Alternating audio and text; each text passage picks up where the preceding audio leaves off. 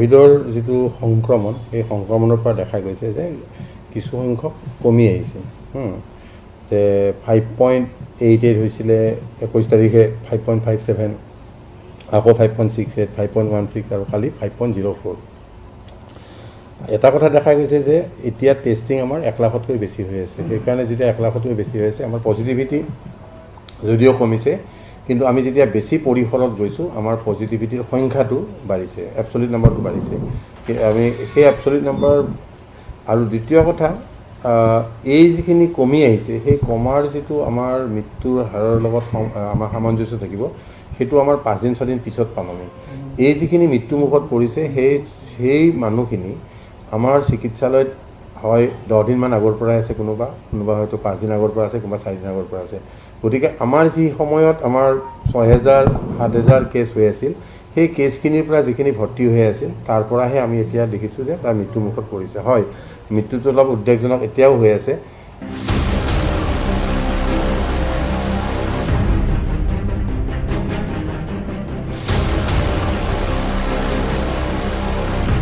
ৰাজ্যৰ কোভিড পৰিস্থিতিৰ উন্নত হৈছে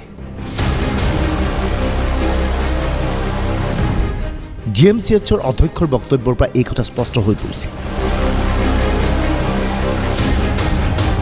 শেহতীয়াভাৱে প্ৰতি নিশাই মুখ্যমন্ত্ৰী হিমন্ত বিশ্ব শৰ্মাই টুইটাৰ যোগে কৰোনাত আক্ৰান্তৰ যি তথ্য সদৰি কৰিছে সেই তথ্যৰ পৰা এটা কথা স্পষ্ট হৈ পৰিছে ক্ৰমাৎ ৰাজ্যখন কৰোনামুক্ত হ'বলৈ গৈ আহিছে এনে অৱস্থাত ৰাজ্যৰ জনসাধাৰণে প্ৰশ্ন কৰিছে সকলো ঠিকে থাকে আছেনে ৰাজ্যলৈ স্বাভাৱিক অৱস্থা কেতিয়া আহিব কেতিয়া খুলি দিয়া হ'ব সকলো দোকান পোহাৰ প্ৰত্যাহাৰ হ'ব নেকি সান্ধ্য আইন ইয়াক আমি যথেষ্ট নিয়ন্ত্ৰণৰ দিশত আনিবৰ বাবে নিয়ন্ত্ৰণ হৈ গৈছে বুলি মই নকওঁ কিন্তু নিয়ন্ত্ৰণৰ দিশত আনিবৰ কাৰণে যোৱা কিছুদিনৰ প্ৰচেষ্টাত এক গতি পাইছে যে যিটো গতিত হয়তো আমি কিছু কথা এটা শৃংখলতালৈ আনিব পাৰিছোঁ যিটো শৃংখলতাৰ মাজত হয়তো কোভিডৰ যুঁজখনত কোভিডক আমি হৰুৱাব পাৰিম প্ৰত্যেক দিনৰ আপোনালোকে তথ্য পাই আছে প্ৰত্যেক দিনৰ আমাৰ এক্টিভিটি পাই আছে সকলো কথাতে মাননীয় মুখ্যমন্ত্ৰী নিজে যিটো বিষয়ত জড়িত হৈ পৰিছে আমি স্বাস্থ্য বিভাগটো আছোৱেই গতিকে সেই ধৰণে আমি আগবাঢ়িছোঁ আৰু মই ভাবিছোঁ কোভিড আমি 15 দিনৰ ভিতৰত এখন প্ৰতিচ্ছবি পাব এমাহৰ ভিতৰত আৰু এখন ভাল ছবি আপোনালোকে পাব স্বাস্থ্যমন্ত্ৰীয়ে আশা কৰিছে এটা মাহৰ ভিতৰত হয়তো পৰিৱেশ পৰিস্থিতি সকলো ঠিক হ'ব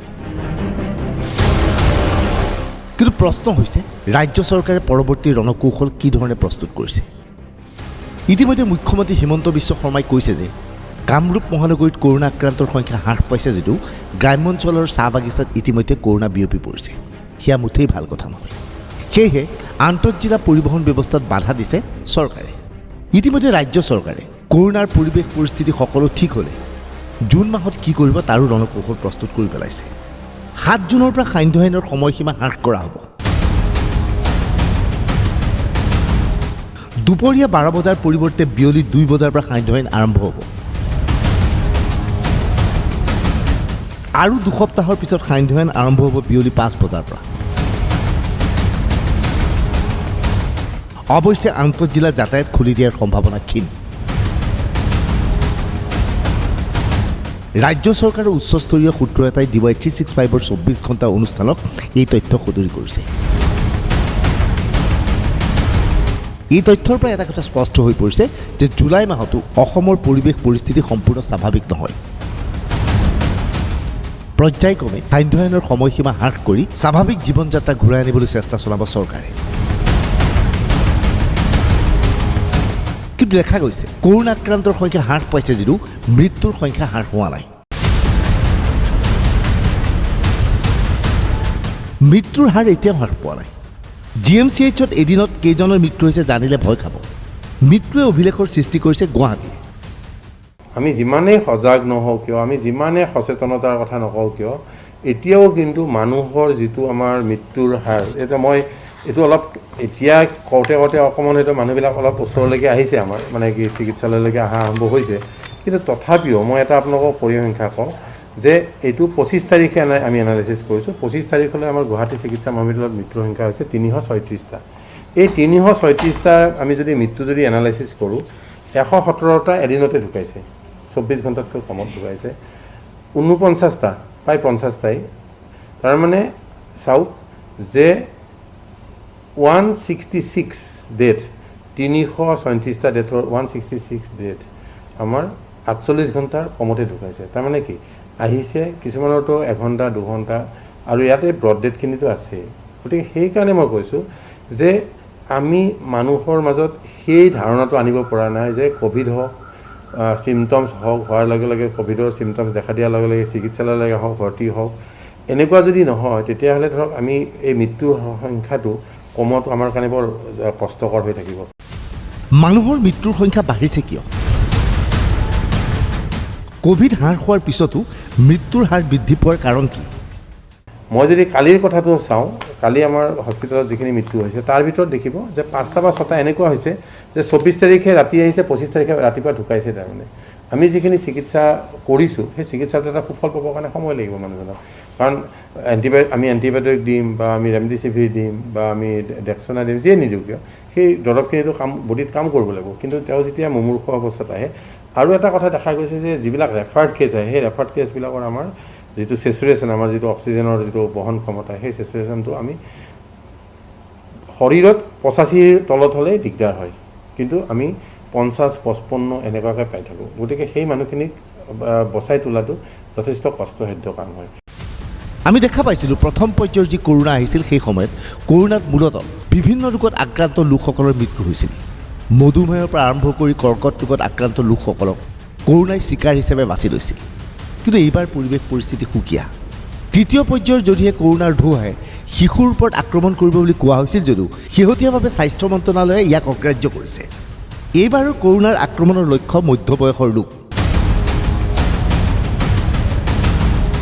GMCHত 41ৰ পৰা 50 বছৰ বয়সৰ 80জন লোকৰ মৃত্যু হৈছে। এটা কথা তৃতীয় ৱেভটো ভবা হৈছে। এতিয়া এটা কথা চাওক, যোৱা বছৰ আমাৰ যিটো ফাৰ্ষ্ট ৱেভ আহিছিলে, ফাৰ্ষ্ট ৱেভত আমাৰ কোনবিলাক মানুহ মৃত্যুমুখত পৰিছিল? যিবিলাকৰ ধৰক বয়স 60ৰ ঊৰ্ধৰ, 70ৰ ঊৰ্ধৰ, যিবিলাক কোমৰবিড আছে, কিডনী বেমাৰী তেনেকৈ। কিন্তু এইবাৰ যদি দেখা যায়, মই গুৱাহাটী চিকিৎসা মহাবিদ্যালয়ৰ যিখিনি আমি কেছৰ আমি এনালাইচিছ কৰিছোঁ তাৰ পৰা মই এটা ক'ব বিচাৰিছোঁ যে আমাৰ যিখিনি এজ ডিফাৰেঞ্চ, আমাৰ যিখিনি যিটো এজ গ্ৰুপ, সেই এজ গ্ৰুপত দেখা যায় যে হায়েষ্ট নাম্বাৰ অফ ডেথ আমাৰ গুৱাহাটী চিকিৎসা মহাবিদ্যালয়ত হায়েষ্ট নাম্বাৰ অফ ডেথ হৈছে 41 to 50 years। 80জন ঢুকাইছে, 337জনৰ 80জন ৰোগী সেইটো বয়সৰ। তাৰমানে 41ৰ পৰা 70লৈকে হায়েষ্ট ঢুকাইছে।